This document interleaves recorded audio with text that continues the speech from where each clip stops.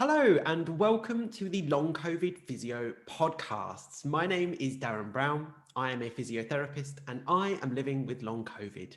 And today we have a very special guest with us. We have Helen. Helen, please introduce yourself. Hello everyone, my name's Helen and I'm an occupational therapist living with long COVID and I work in neuro rehab. Quite relatively new to the world of neuro rehab, but I guess that fits in with the story all quite well actually. So yeah, that's me. And thank you so much for joining us on the Long COVID Physio podcast, because obviously as an occupational therapist, we're all rehab professionals.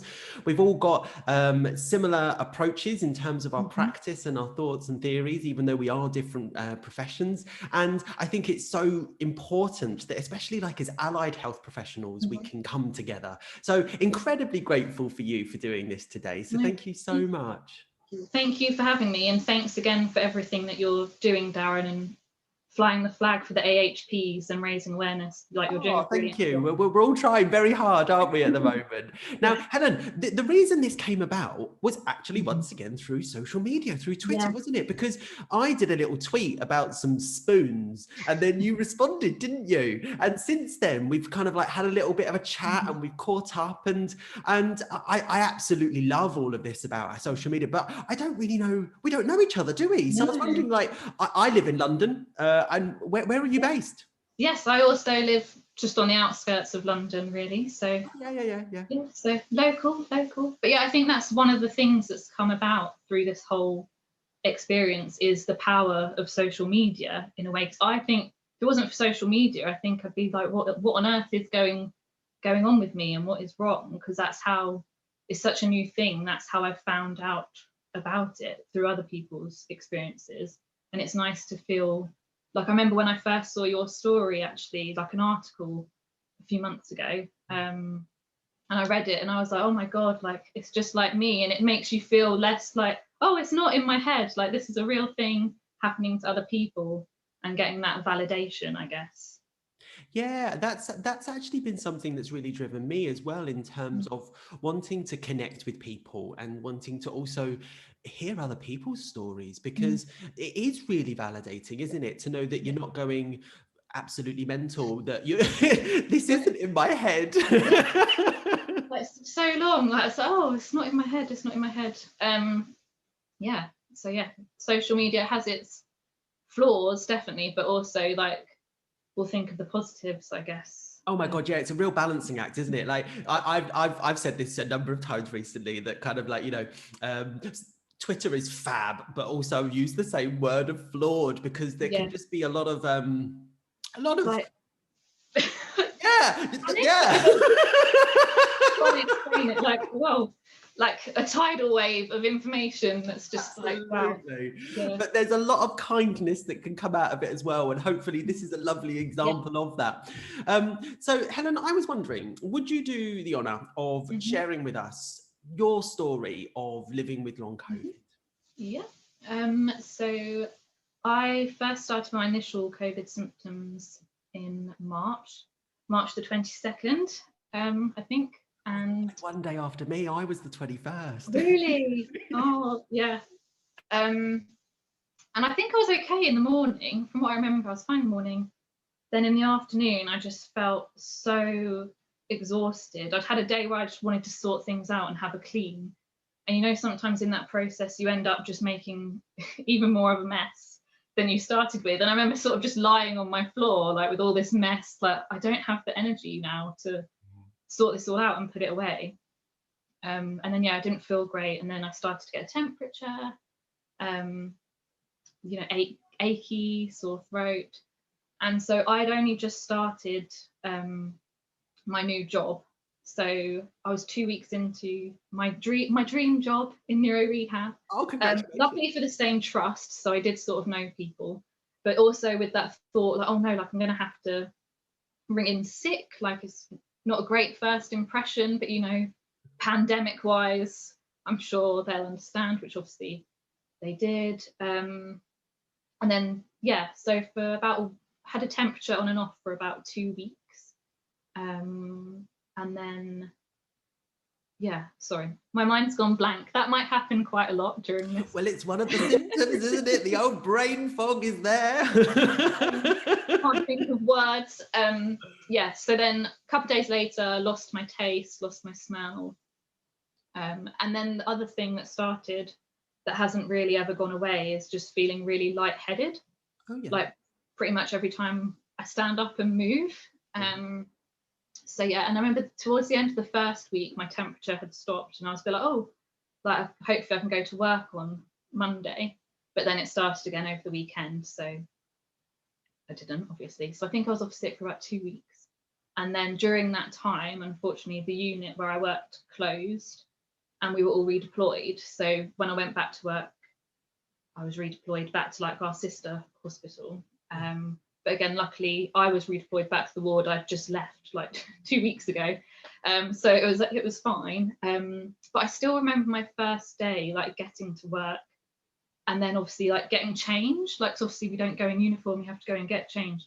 And I remember getting changed and thinking, oh God, like, don't know if this was a bit too soon, because obviously that's the most I'd ever done, like in that 2 weeks, like getting up, having breakfast, getting ready for work, driving to work, and then getting changed. Like when I think of that now, that's a lot. But anyway, sort of stayed at work, obviously, sort of ignored how I was feeling. And then I was okay for a few weeks. I just felt a bit tired, but then just thought, you're always a bit tired when you haven't been very well anyway. And then with all the changes at work, like obviously it was a bit of a mad time, working differently, working with different teams. I just put it all down to that. Everyone at work's tired, really. But then I'd say probably May, June time, like not weird, I was going to say weird things started to happen. I would just have, like, again, the lightheadedness would sort of come back. So I'd be feeling a bit lightheaded, had a headache that shouldn't go away. I was getting like palpitations, my chest would be feeling tight.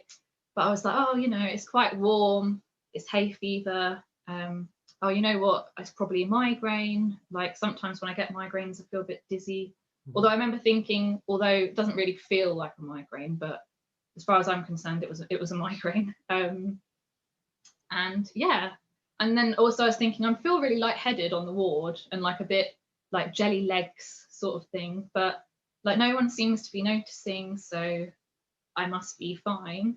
And yeah, just didn't really tell anyone how I was feeling. Then I thought, oh, maybe it's my sinuses, it's affecting my ears. So I spoke to the doctor, and GP like gave me some antibiotics for my sinuses. But then I still felt lightheaded. But then for some reason, I was like, oh, it's the antibiotics. It's the antibiotics. Even though like I've been on the antibiotics for 2 days and I've been feeling like this for like a month, it's definitely the antibiotics. So yeah, so I phoned the GP again, and sort of just carried on until it was just getting more and more difficult to ignore what was happening. I would literally feel like I'm about to faint most of the time. So yeah, quite difficult to be working on a stroke ward and doing neuro rehab when you're feeling so like you're about to fall on the floor. And then one day I was just walking on the ward, and it was the ward clerk, I think, just called me over and was like, are you okay? And obviously I'm like, yeah, I'm fine. And they were like, no, you're not. So they did all my obs and everything, and my blood pressure was really, really high, which it never has been before. So the doctors were really good. They sort of checked me over, but then obviously I was sent home, to which I think I remember being like, really? Like, you want me to go home? They were like, yes. So I was off sick for about 2 weeks. And I think that was probably my first proper crash. So that was in July. And it was awful. Like, when I always think of July as just like this awful time. I remember lying in bed just feeling absolutely terrible and being like to the point, do I need to go to A&E? Like, I don't know if I should go to A&E. Like, but then thinking, oh, I've been checked over. If there was anything that bad, it would have come up on that. So yeah, signed off for 2 weeks, then went back to work. I didn't do a phased return, which I regret. But I was put on sort of lighter duties, and I stayed that way until quite recently, actually. Then in September, I went back to my unit, it was all open and everything. But then in November, I crashed again because of my difficulty with pacing, I think, which I know that we're going to get to. And yeah, so I was off sick for about 3 weeks then. It was the same reason, just feeling really, really lightheaded and fatigue. And then I've been on a phased return ever since. So it's my last week of the phased return this week. So we will see. So yeah. So it's been a real roller coaster for you then, really, hasn't it? And yeah, there's so much there that really resonates with me, and I'm sure with many others, like in terms of the feeling like you could go back to work, but was it right after the acute episode? And then the kind of episodic, multidimensional and unpredictable nature of the preceding months, and also not knowing what it was. And that's been so frequently reported by so many people, kind of not attributing this to long COVID because no one knew what long COVID was. Yeah. So I think it was when I was first sent home, it was a doctor that was like, oh, this could be like, maybe this is to do with COVID. And I was like, it hadn't even entered my mind that it was anything to do with COVID. And then when I went home, I think I must have seen like an article or something, and it had different people. I think there was a physio and a doctor all saying that they'd returned to work but were still feeling breathless and feeling really tired. And I was a bit like, oh.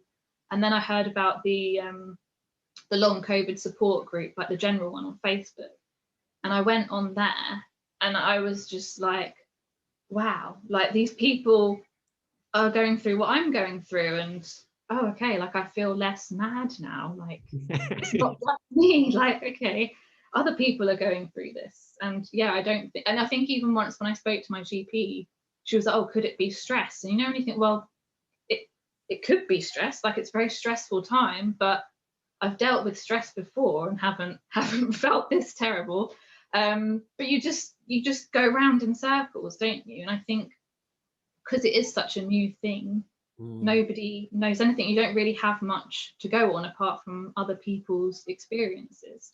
Absolutely. And I think one of the things that's also been so useful is other people with other chronic health conditions that are coming out as huge allies because they don't want the same thing to happen to us that have happened to them, but also so that we can learn from their lived experiences. Like you were talking there about challenges with dizziness and blood pressure, and that's something that's been described with certain symptoms that people with ME and CFS have experienced, with like dysautonomia and POTS. And so there's loads that we can learn from those, from other conditions, but we don't know if it is the same or not the same, and whether the symptoms are the same or not. But it's so important that we learn from those areas. And hopefully whatever we learn in our context of living with this health condition can translate to others as well.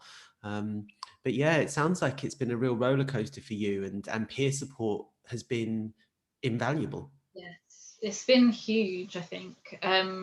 Like I said before, like if it wasn't for social media, I wouldn't have a clue I dread to think, actually. I'm trying to think, what would I have done in this time after denying it for so long? I don't know. But yeah, it's been really good. And then just even obviously being an OT, a lot of my friends are like allied health professionals and everything, and having their support and their advice has been great. And also I'm just very lucky, like my colleagues have been so supportive of me, and sort of tell me off quite a lot of work at work, because it's so hard when you are having a better day, you just want to do more, but yeah, the whole boom and bust thing, and it's so unpredictable. Like 1 minute I could be feeling fine, and then ask me an hour later and like I'm feeling really woozy and tired, and trying to pretend that I'm not, because I've just told you I feel fine, and it just seems a bit strange if now I'm like, oh, actually I don't feel great at all.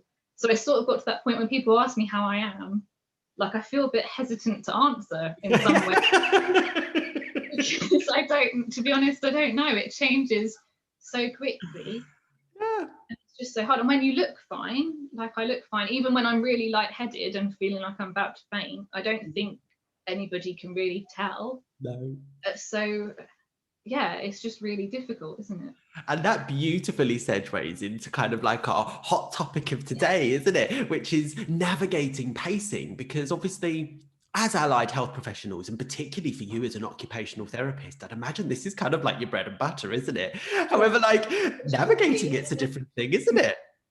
Yes. So yeah, I guess, yeah, pacing. So I've just been saying, like, I know as an OT all the things that I should be doing and all the things that I would tell people to do. And even my friends, like when my friends have been off sick, like recently with COVID, I'm like, don't rush back to work. Don't go back until you're 100%. If you're still feeling a little bit tired, just don't go back. And it's like, why can't I? Like, I'm telling everyone else to do it, but I can't do it physically. Yeah. And they're like, yeah, it's just practice what you preach, I guess. Yeah, that's been, do you know what, that's probably been one of the biggest hurdles for me. So my clinical background is in the context of HIV and cancer, and so both of those healthcare conditions have experiences of fatigue, and it's actually different fatigue to what we're experiencing, because our fatigue can sometimes, I don't know about you, but my fatigue can be exacerbated by exertion. Yes. And so obviously the management approaches are different. But pacing is still a concept that's used across the board in all the different types of fatigue. But I know that for me, I found it so challenging with pacing and getting excitable when I feel well, because I'm desperate to carry on.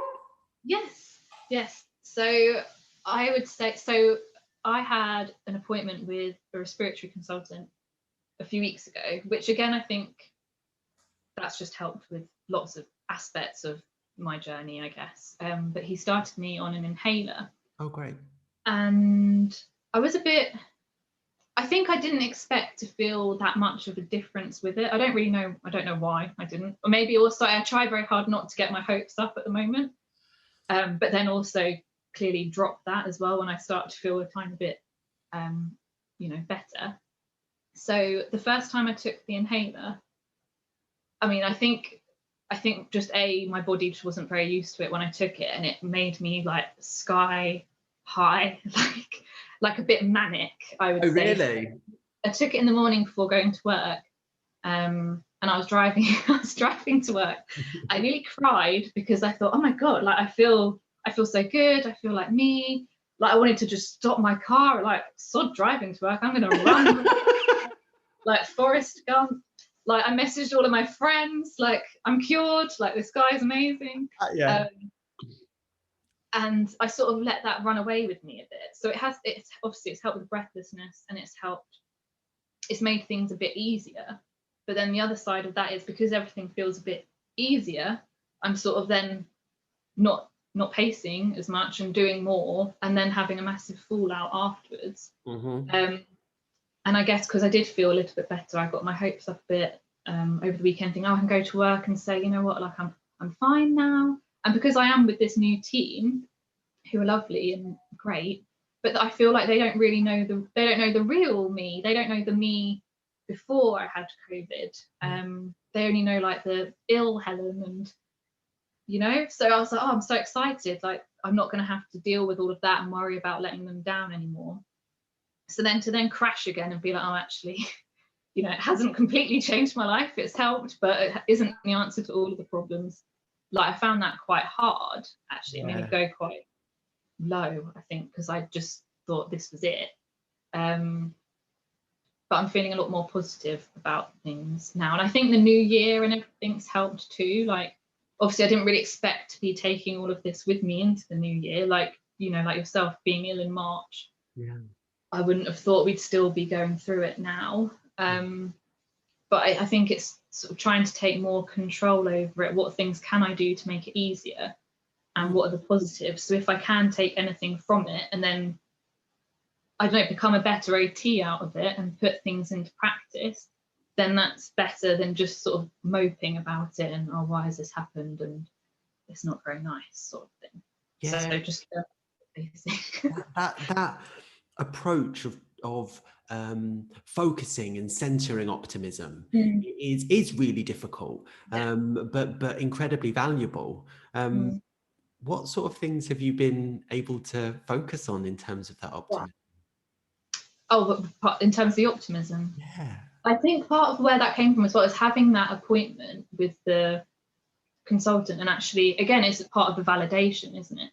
So he was the first doctor I've seen sort of face to face, and there is stuff to work on. I was sort of, again, trying not to get my hopes up. I thought, oh, he'll probably just say, sorry, I can't help you, you're discharged, and never see him again.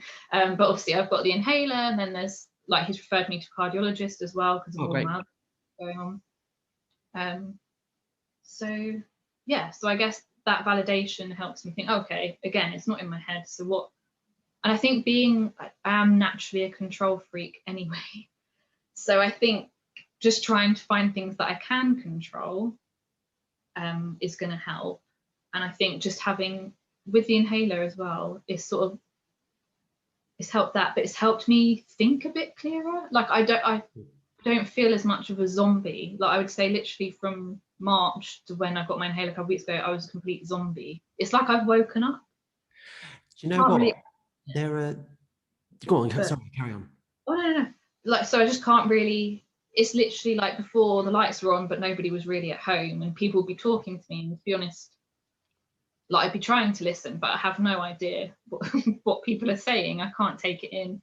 Yeah. Even reading notes, I have to just read it so many times for the words to actually go in and to process them and understand them. And I remember once even adding up, I'd done a cognitive assessment, adding up all the little different domains and then trying to come up with a score. And it took one of my friends was in a nice way. I was going to say she was laughing at me, but because every time I added it up, I came up with a different number.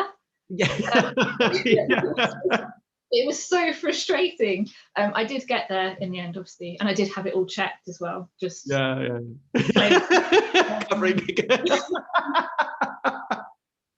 so yeah, but yeah, I guess I'm just thinking about advice I give to people, and just saying, oh yeah, you need to pace, you need to do 3 P's, plan, prioritize. It's so easy to say. Yeah. Very hard to do. Oh my god. Yeah. So yeah, and that's sort of how we got talking about spoons and things like that. I've never thought much about spoons. Oh my god. Okay, so we're gonna have to come back to spoons because I've got a lot to talk about with spoons. But I wanted to just comment on a couple of things you said. Yeah. So first, you mentioned about validation and how important that is and how that's been something that's helped you remain optimistic. I can completely echo that.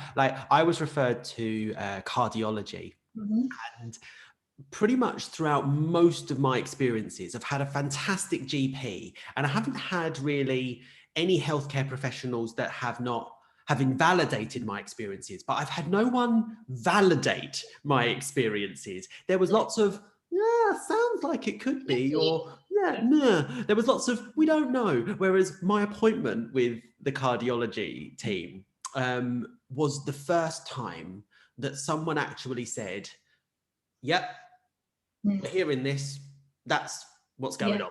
And we're going to refer you for this test, this test, this test, this test. Even if they come back with nothing, we want to make sure there's nothing else going on and then figure out where to go from there. And I had gone into that appointment expecting to have to be really defensive and have to having to advocate for my needs. I'd actually kind of wrote it all down on a piece of paper so that I didn't forget what I needed to say, my key points, referral checklist. And I didn't need to use it because the doctor validated me, and I came out and cried. Yeah, it's so meaningful, isn't it? It's just so meaningful. And yeah, I'm the same as you. So I haven't really had anyone invalidate my experience. But again, because it's so new, it's just been we don't know what it is, which is obviously absolutely fine. I know they don't know, but what are we going to do? So yeah, it's a huge thing, I think. And something else that I think is also showing that it's important to practice, even if you can, I'd hope that I would never invalidate anyone's experience, but just making it really obvious that I I believe them, I'm advocating for them, and just making that sort of even more obvious than hopefully I already do. Yeah. Because it just makes such a difference. And I suppose that comes back into what you were saying about hoping that this can advance your own practice, and help you provide kind of a much more, even more human approach to clinical practice and care. I also wanted to come back onto the thing you said about the steroid. I'm presuming it's a steroid inhaler. The steroid inhaler that's kind of lifted things for you. I must admit, like, I haven't really had any respiratory symptoms. Like, I get breathless when I have extreme fatigue, but that's just someone's turned the lights off, so everything doesn't work. But what was my point? I've had a couple of like moments where like I've had the fog lift. And one of them was taking a couple of supplements. Like I took one coenzyme Q10. Like after 4 weeks of taking that, it was literally like a cloud kind of lifted off my head, and I was like, I can think. But I actually really also wonder if it's about the ongoing lasting implications of the post-exertion malaise and how long that impacts our cognitive ability, as well as the overwhelming fatigue. So it's interesting, isn't it, that it's still really difficult to navigate with that, and that comes back into the boom bust and the pacing and everything else in between. Like I was wondering, like the realities of pacing is so difficult to navigate. Like one of the things that's been commented a couple of times is about pacing at work and how difficult that is, because especially when you're a healthcare professional working in the midst of a global pandemic in London, in the second wave, all of this, like there ain't no pacing, is there? No, you can't. You've got to do what you need to do at that time, I think. And I'm already thinking, I don't know, and it's hard, I think, sorry, trying to get words. The brain fog's really gone. Brain fog is present. Yeah, I think you don't want to let people down. You want to, pull your weight of your team. And I think as well, again, like I was saying before, my team don't know me before, so I don't want to be, and I know for a fact they don't see me like this at all, but I don't want to be seen as like, oh, like work shy, wimpy, weak Helen over there. Like, do you know what I mean? Like I want to do my best. Like I'm new to neuro rehab. It's like my dream job. I want to get stuck in. I want to learn. I want to get, I want to improve. And it's just, which makes all of this even more frustrating. That like I want to do my job to the best that I can do it, but I can't. And like to pace at work, like you're saying, if you've got a ward full of patients that need to be seen and like I can't. It's very hard to be like, oh, what needs to be done today, like, oh, I'm here now, I'll just see them, it doesn't make an hour more, it's not going to make that much of a difference. Like, do you know what it's incredibly difficult, basically. And you want, in rehab, you want the best out of your patients, so like to push them as well, like it's just like mixed messages all around, I guess. It really is, and often that's kind of the internal battle that we're having, isn't it? Which is, we know what we're telling people to do: pace, plan, prioritize, be precautious on certain activities like exertion, and yet we want the best for our careers and our patients and our teams and the organization that we work for in responding to the pandemic, and that is where the battle is, which is, how do you navigate, or how do we navigate pacing what's best for our health and wanting to do things because they're actually meaningful to us?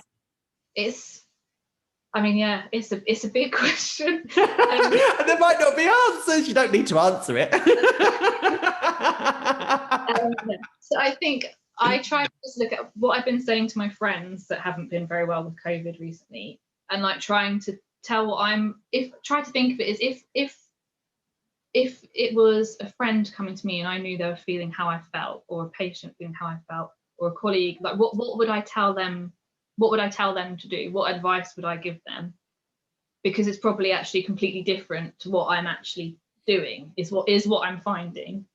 And it is just about putting yourself first and looking after yourself. And really, I think even if I'm at work, and what they've told me a number of times, obviously during my phased return, like as long as I'm there even a little bit, it's better than me like crashing and then having to, you know, not be there at all again. So, and sort of just finding other ways to get around everything we need to do. So could I help someone with admin while maybe they go and do a bit of clinical stuff for me, and things like that. So, but it's hard for me to, I guess, ask for that. I'm a bit of a people pleaser. So it's a bit like, yeah. So I've needed lots of reassurance and prompting from them, which they're very good at. But I'm trying to make it my New Year's resolution that I will be more, actually, no, I can't, like, I need to change my day. Like, I need a bit more help with this. I'm not having a good day. Because I'm even thinking, so we allocate sort of the day before. So when we left the other day, we've already planned our day for tomorrow. And I already know that what I've put down for tomorrow is probably quite a lot, and quite a lot considering it's a Monday and I have the rest of the week to get through. So my plan is, and this can be video evidence, tomorrow, and I say, like, I need to change my day. And that would be a massive step for me. That would be huge. So, yeah. And not an easy point to get to for so many different factors. Because like I know for me, I think it's actually accepting that you are functioning at a different level, and getting to that point of acceptance is part of this difficulty with navigating pacing, isn't it? Because you have to accept it to then say, right, I can't do that. And that's exactly it. So I'd say I've been in denial pretty much this whole time. Apart from maybe mid-December, I think, is when I started to just accept that, like, this is happening and I've got to make changes, because otherwise it's just going to keep being this crazy roller coaster that, you know, I'm not particularly enjoying very much. It's not fun, is it? And if I want to get better, then I am going to have to start, like, asking for help, basically. And it's okay to ask for help. I guess that's another big thing, because as well, like, I've been talking to my friends a lot, and then sometimes I think, like, oh, you know, when you just feel like, I've messaged them quite a lot, like I'm probably boring them to tears, like, and I know I'm not, like, my friends are well, I hope I'm not, but you know, they're lovely, and I'm sure they don't feel that at all.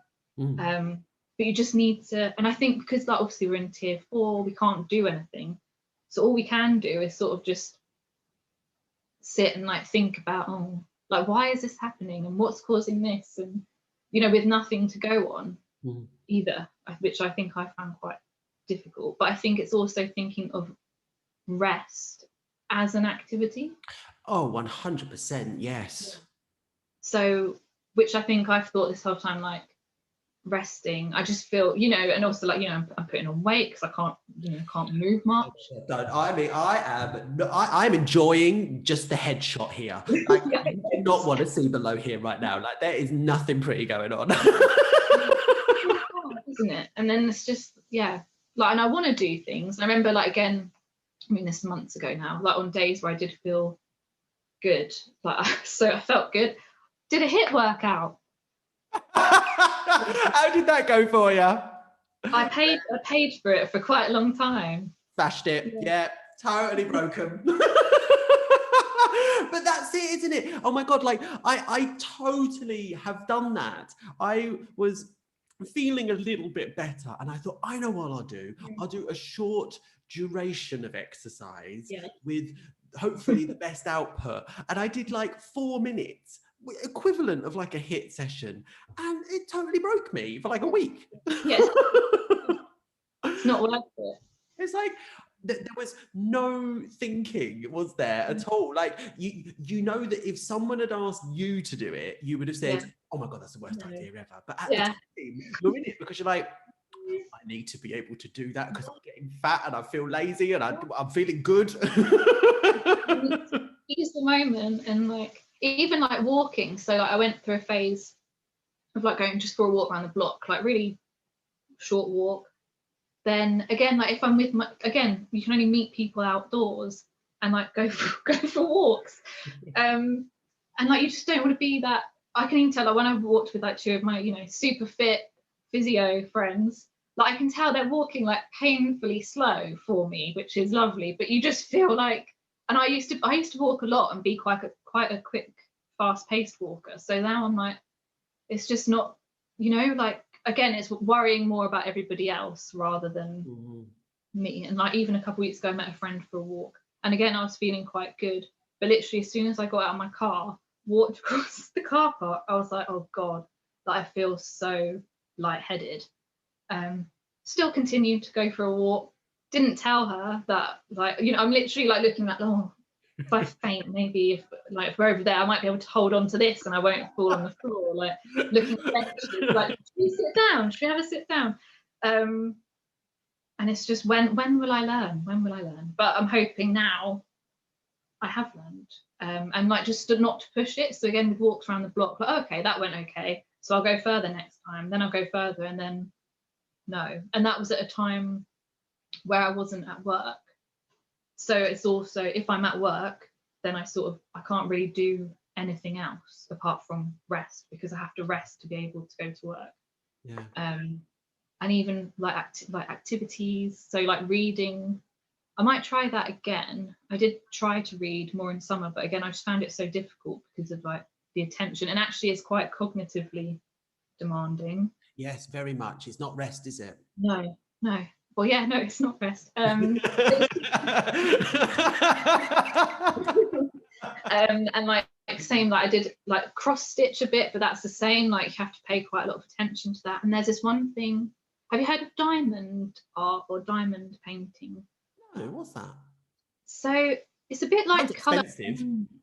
No, I mean they're not real diamonds. Oh, okay. They're more like sort of like little bead sequin things, and they're different colours, match up the number, and then you like stick them on the number and it makes this nice pattern. But I started doing that, but then I would always notice the next day I'd be really, really woozy. And it happened sort of each time I did it. So I was like, oh, maybe it's a trigger. Yeah. So I can't do that.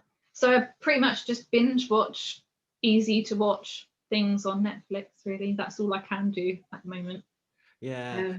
So like not only is there, in terms of like navigating pacing, not only is there the challenge of accepting your current functional capacity, there's also prioritizing yourself and with that being kind to yourself, which is actually really quite difficult to do anyway.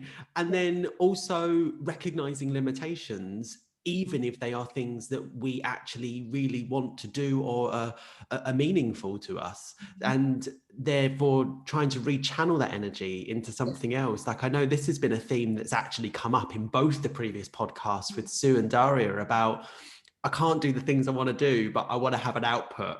And for different people, that's different things. I know for me, I really value productive outputs. And maybe that's why I'm putting my energy at the minute into these podcasts, because for me, that's meaningful. but yeah, it's really difficult to navigate. And I know I've personally found it quite difficult to hear people say, oh yeah, just avoid the boom and bust. Yeah, just pace. Like, yeah, just pace. Yeah, it's easy, right? yeah. It's really hard. And even like, was it Daria's podcast? She mentioned like having a seat in the shower and things like that. And I must admit, I have thought about it. Haven't done it. But I was like just doing things like sitting, like when I dry my hair and things like sitting down. Also, if I am like washing my hair, drying my hair, things like that, also then trying not to do that much else, because it is actually quite a lot. The other thing I thought, like food shopping is also a big thing. So I would always feel, this is like in July when I was in complete and utter denial. It's like, oh, every time I go to Sainsbury's, like I feel really funny in Sainsbury's. Like, and I'm sure it's not anything to do with Sainsbury's, it's you know, other supermarkets are out there, and I'm sure they'd have the same effect. But I think it's just because of when you think about the task of shopping, it's actually quite a lot, isn't it? Yeah. And also, like, obviously, you know, as allied health professionals, we've probably told more than a few people in our time to consider online food shopping as Online a food conservation shopping, strategy. Yeah. Well, that doesn't work when you can't get a slot, you when can't you're get a feeling well delivery. enough to do it online. I know. And then it's like, I think with the whole pacing thing as well, and I think that's why I'm actually glad that I tweeted the other day when I saw your things. I think as well, it's just another thing I've sort of been beating myself up about and thinking, you know, I'm even a rubbish OT now. Like, I can add that to the long list of everything that is sort of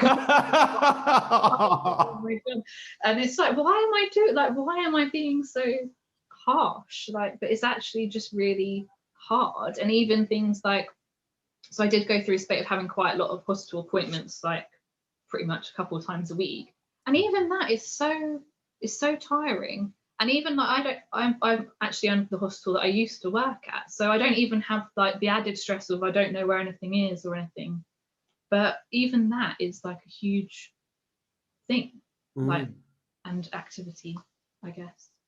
And just everything, when you break it down, is actually a pretty big deal. And it's there's so much more behind just pace.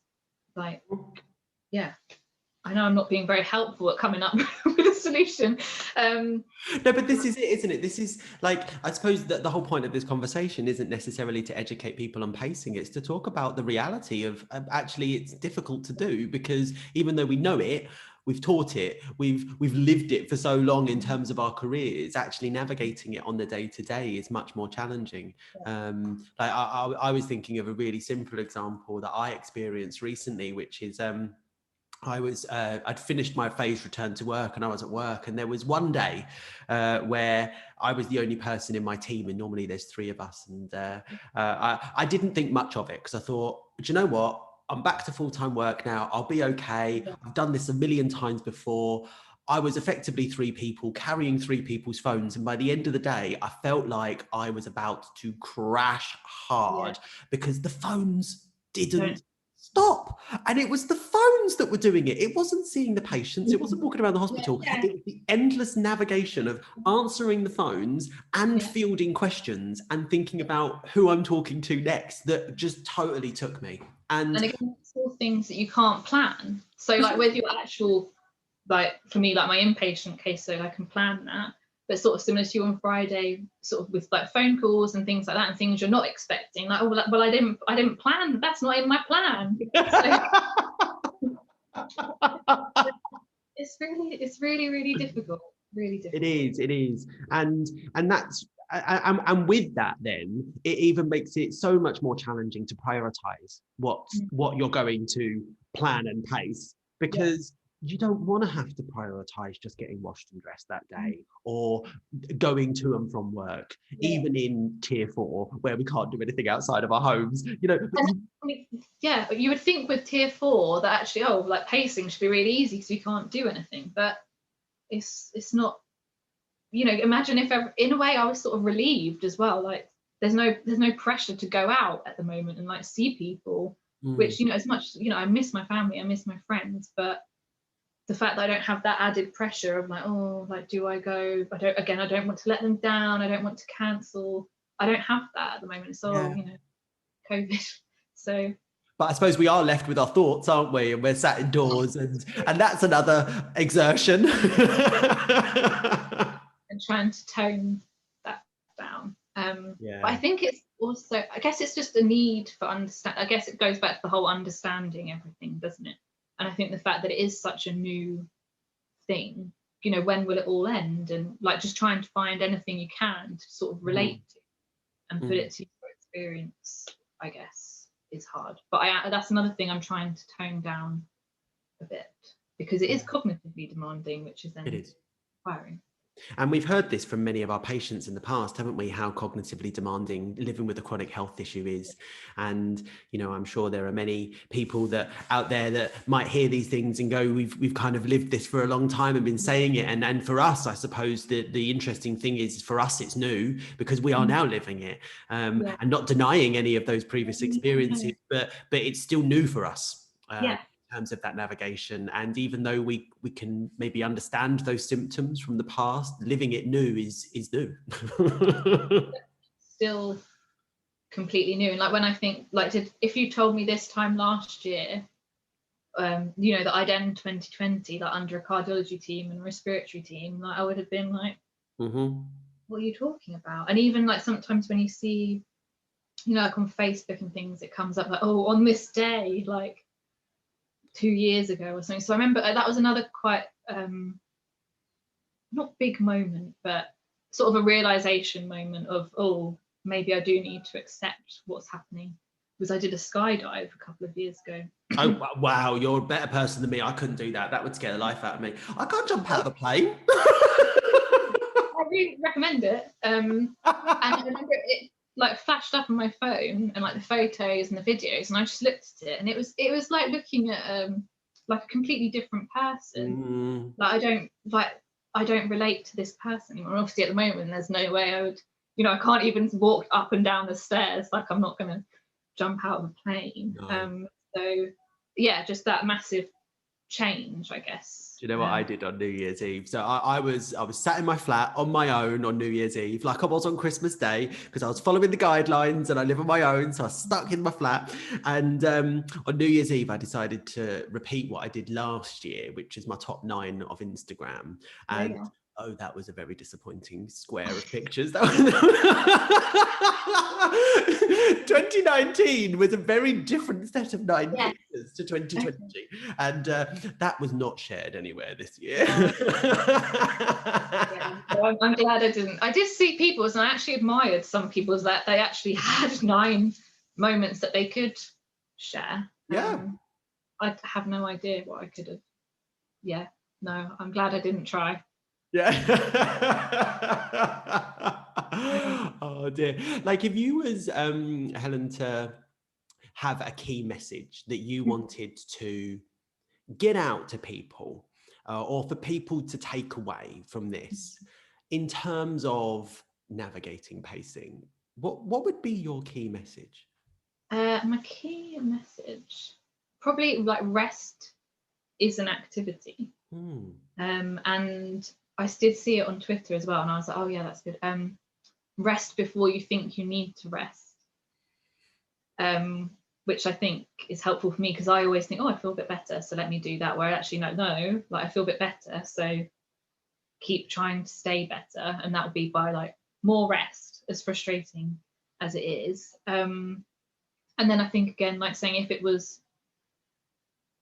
if you knew that your friend or a patient or anyone was feeling this way, what would your advice be to them? Because I think quite often we're kinder to other people than we actually are to ourselves. And I think, you need to look after yourself to keep going, and sort of not to worry about letting other people down, because you need to look after yourself. That's the most important thing. Oh wow, they're really nice messages, actually. That's not only kind but also important. So thank you.